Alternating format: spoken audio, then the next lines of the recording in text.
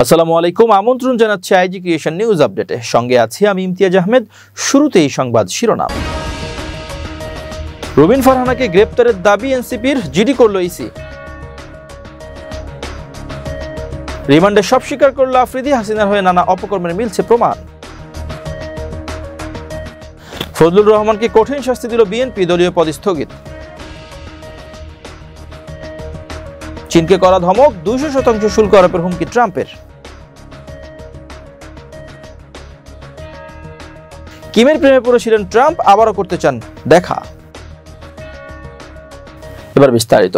বিএনপির সহ আন্তর্জাতিক বিষয়ক সম্পাদক ব্যারিস্টার রুমিন ফারহানাকে গ্রেপ্তার ও দৃষ্টান্তমূলক শাস্তির দাবিতে ব্রাহ্মণবাড়িয়ার বিজয়নগরে বিক্ষোভ ও সড়ক অবরোধ কর্মসূচি পালন করা হয়েছে। জাতীয় নাগরিক পার্টি এনসিপি নেতাদের উপর ব্রাহ্মণবাড়িয়া 2 আসনের মনোনয়ন প্রত্যাশী রুমিন ফারহানার সমর্থকদের হামলার প্রতিবাদ জানানো হয়। সোমবার দুপুর 12টা থেকে ঢাকা সিলেট মহাসড়কের উপর উপজেলার চান্দুরা এলাকার ডাকবাংলো মোড়ে এই কর্মসূচি পালন করে বিক্ষুব্ধ স্থানীয়রা। এ সময় প্রায় আধা ঘন্টা মহাসড়ক অবরোধ হয়ে পড়ে এবং উভয় পাশে দীর্ঘ যানজটের সৃষ্টি হয়। পরে শান্তিপূর্ণভাবে কর্মসূচি শেষ হলে যান চলাচল স্বাভাবিক হয়। বিক্ষোভকারীরা অভিযোগ করেন, নির্বাচন কমিশনের শুনানিকালে এনসিপির সিনিয়র যুগ্ম মুখ্য সংগঠক মোহাম্মদ আতাউল্লাহ ও তার সহযোগীদের উপর ব্রাহ্মণবাড়িয়া 2 আসনের মনোনয়ন প্রত্যাশী রুমিন ফারহানার সমর্থকরা অতর্কিত হামলা চালায়। এর প্রতিবাদে তারা রুমিন ফারহানাকে অবিলম্বে গ্রেপ্তার ও দৃষ্টান্তমূলক শাস্তির দাবি জানান। বিক্ষোভ সমাবেশে বক্তব্য দেন এনসিপির সিনিয়র যুগ্ম মুখ্য সংগঠক মোহাম্মদ আতাউল্লাহ, বিজয়নগর উপজেলা প্রধান সমন্বয়ক প্রকৌশলী মোহাম্মদ আমিনুল হক চৌধুরী, উপজেলা বিএনপির আহ্বায়ক কমিটির সিনিয়র সদস্য রাষ্ট্র সরকার ও চট্টগ্রাম বিশ্ববিদ্যালয়ের সাবেক ছাত্রনেতা মিজানুর রহমান এবং এনসিপির নারী নেত্রী জয়ন্তী বিশ্বাস প্রমুখ। বক্তব্যে আতাউল্লাহ অভিযোগ করে বলেন, রুমিন ফারহানা ও তার সহযোগীরা গণতন্ত্রের নামে সন্ত্রাসী কায়দায় মত প্রকাশের স্বাধীনতা হরণ করেছে, নির্বাচন কমিশনের শুনানি স্থলকে রণক্ষেত্রে পরিণত করেছে। তারা প্রমাণ করছেন জনগণের রায়ের উপর তাদের আস্থা নেই। আমাকে ম্যানেজ করার জন্য ইসির শুনানিতে আমার নামই রাখা হয়নি। তারা জানে না জুলাই যোদ্ধারা কখনো ম্যানেজ হয়নি। বিজয়নগরের 10টি ইউনিয়নকে ঐক্যবদ্ধ রাখতে চাই আমরা, কিন্তু রুমিন ফারহানা রাতের অন্ধকারে 3টি ইউনিয়ন সরিয়ে নিজের আসনে যুক্ত করার অপচেষ্টা চালাচ্ছেন। তিনি বলেন, সংরক্ষিত নারী আসনে অন্ধকারের ভোটের মাধ্যমে এমপি হয়েছিলেন রুমিন ফারহানা। তখন তিনি সরকারের সুযোগ সুবিধাও ভোগ করেছেন। এখন তিনি বিজয়নগরের চান্দুরা, বুধন্তি ও হরসপুর ইউনিয়ন নিয়ে মিথ্যাচার করছেন, যা কোনোভাবে বিজয়নগরবাসী মেনে নেবে না। বিক্ষোভকারীরা ঘোষণা দেন, আগামী 3 দিনের মধ্যে রুমিন ফারহানাকে গ্রেপ্তার না করলে আরো কঠোর কর্মসূচি দেওয়া হবে।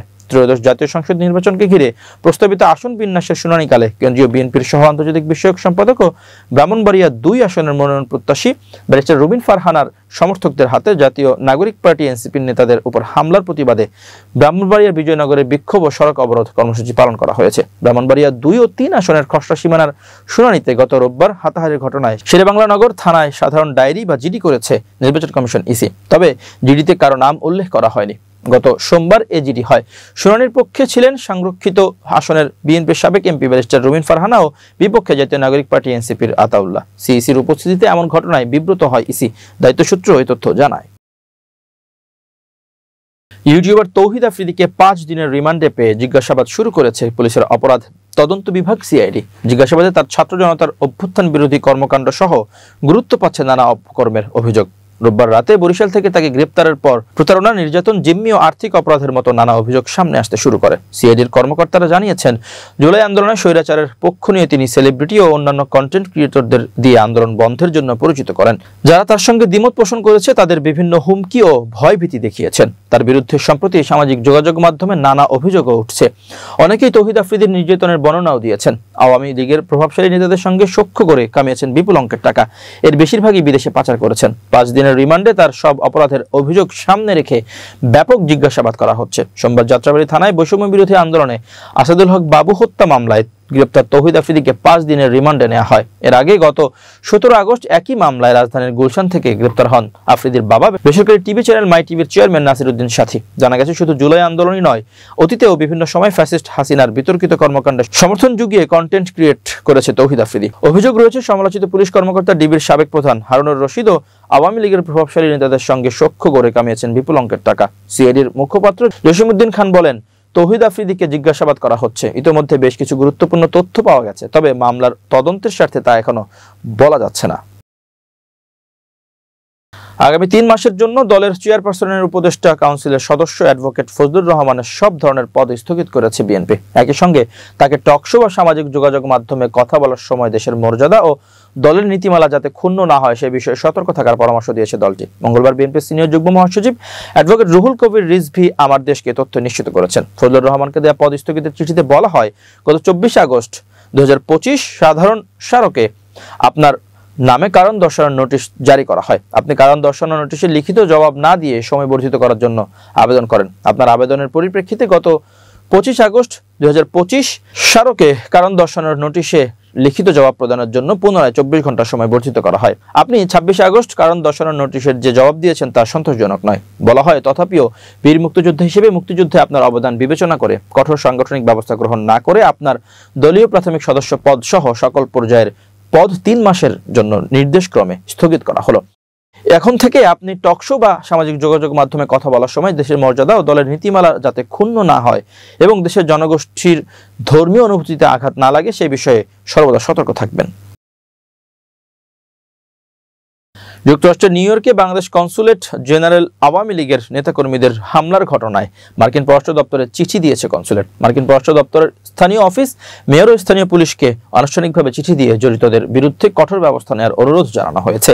নিউ ইয়র্কের বাংলাদেশ কনসুলেট জেনারেল এই চিঠি দিয়েছে। বাংলাদেশ কনসুলেট জেনারেলের এক সংবাদ বিজ্ঞপ্তিতে তথ্য জানানো হয়। সংবাদ বিজ্ঞপ্তিতে বলা হয়, জুলাই গণ অভ্যুত্থান দিবসের প্রথম বার্ষিকী উপলক্ষে গত রোববার নিউ ইয়র্কে বাংলাদেশ কনসুলেট জেনারেলে একটি মতবিনিময় সভা হয়।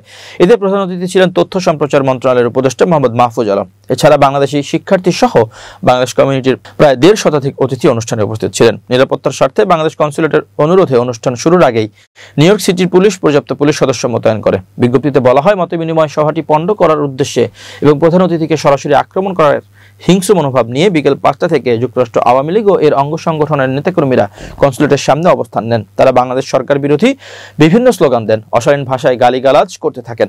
এক পর্যায়ে তারা আগত অতিথিদের ধাওয়া করে অনুষ্ঠানের অংশগ্রহণে বাধা দেন। তারা আরও নানাবিধ অপকৌশল অবলম্বন করেন, যার অংশ হিসেবে তারা অতিথিদের উদ্দেশ্যে ডিম নিক্ষেপ করেন। অত্যন্ত ন্যাক্কারজনকভাবে কনসুলেটের প্রবেশপথের পার্শ্ববর্তী একটি অফিসের কাচের দরজায় আঘাত করেন উল্লেখ করে জানায়, এতে দরজায় ফাটল ধরে। পুলিশ দুষ্কৃতিকারীদের এই ধরনের ধ্বংসাত্মক কাজে বাধা দেয়, কয়েকজনকে আটক করে। দুষ্কৃতিকারীদের এই ন্যাক্কারজনক ধ্বংসাত্মক কার্যক্রমের স্থিরচিত্র ও ভিডিও ফুটেজ প্রমাণ হিসেবে ইতোমধ্যে পুলিশের কাছে দেয়া হয়েছে। তারা এই ব্যাপারে যথাযথ আইনগত ব্যবস্থা গ্রহণ করবে বলে আশ্বস্ত করেছে। মার্কিন প্রেসিডেন্ট ডোনাল্ড ট্রাম্প জানিয়েছেন তিনি চলতি বছরে উত্তর কোরীয় নেতা কিম জং উনের সঙ্গে বৈঠক করতে চান। এই খবর দিয়েছে বার্তা সংস্থা এএফপি।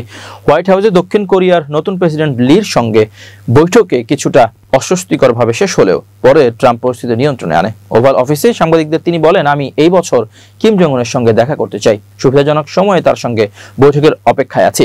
এর আগে ট্রাম্প দক্ষিণ কোরিয়ার রাজনীতিকে শুদ্ধি অভিযান বা বিপ্লবের মতো আখ্যা দিয়ে সমালোচনা করেছিলেন, যা পরে তিনি ভুল বোঝাবুঝির বলে ব্যাখ্যা করেন। প্রথম মেয়াদে ট্রাম্প ও কিম 3 বার বৈঠক করেছেন। ট্রাম্প দাবি করেন কিম তার সঙ্গে খুব ভালো ব্যবহার করেছিলেন এবং মনে করিয়ে দেন তাদের সম্পর্ক একসময় ঘনিষ্ঠ ছিল। তিনি বলেন, আমরা একে অপরের প্রেমে পড়েছিলাম, তবে শেষ পর্যন্ত কোনো আনুষ্ঠানিক চুক্তি হয়নি। এদিকে ইউক্রেন যুদ্ধের পর কিম আরও আক্রমণাত্মক হয়ে উঠেছেন। রাশিয়ার কাছ থেকে গুরুত্বপূর্ণ সমর্থন পাওয়ার পাশাপাশি তিনি হাজার হাজার উত্তর কোরীয় সেনা যুদ্ধের জন্য প্রস্তুত রেখেছেন। চীনের উপর সর্বোচ্চ 200% শুল্ক আরোপের হুঁশিয়ারি দিয়েছেন যুক্তরাষ্ট্রের প্রেসিডেন্ট ডোনাল্ড ট্রাম্প। তিনি দাবি করেছেন যুক্তরাষ্ট্রকে আরও বেশি পরিমাণে ম্যাগনেট সরবরাহ করতে হবে চীনের, তা না হলে কঠোর শুল্ক আরোপ করা হবে। মঙ্গলবার আল জাজিরার এক প্রতিবেদনে জানানো হয়, সোমবার সাংবাদিকদের সঙ্গে আলাপকালে প্রেসিডেন্ট ট্রাম্প এই মন্তব্য করেন। তিনি বলেন, আমরা আমাদের শিল্পকে সুরক্ষা দেব। যদি চীন যথেষ্ট ম্যাগনেট না দেয় তবে তাদের পণ্যে 200% কিংবা তারও বেশি শুল্ক বসবে। বিশ্লেষকরা বলছেন, ট্রাম্পের এই মন্তব্য এসেছে এমন সময় যখন যুক্তরাষ্ট্রের অন্যতম বৃহৎ সেমিকন্ডাক্টর প্রস্তুতকারী প্রতিষ্ঠান ইন্টেল কর্পোরেশনের 10% শেয়ার কেনার ঘোষণা দেওয়া হয়েছে।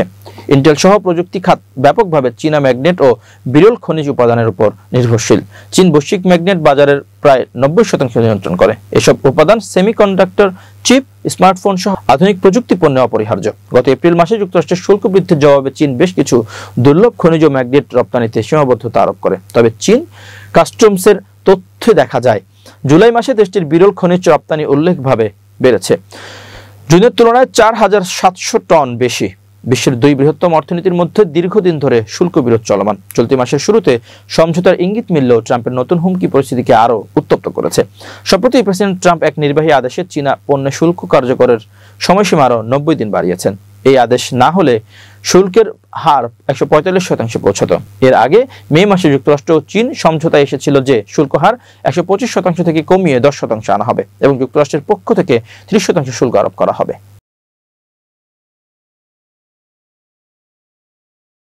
প্রিয় দর্শক, শেষ করছি আইজি ক্রিয়েশন নিউজ আপডেট। আজ এ পর্যন্তই। ভিন্ন খবর নিয়ে দেখা হবে আগামীকাল সন্ধ্যা 7:30টায়।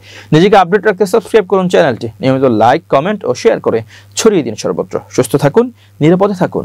আল্লাহ হাফেজ।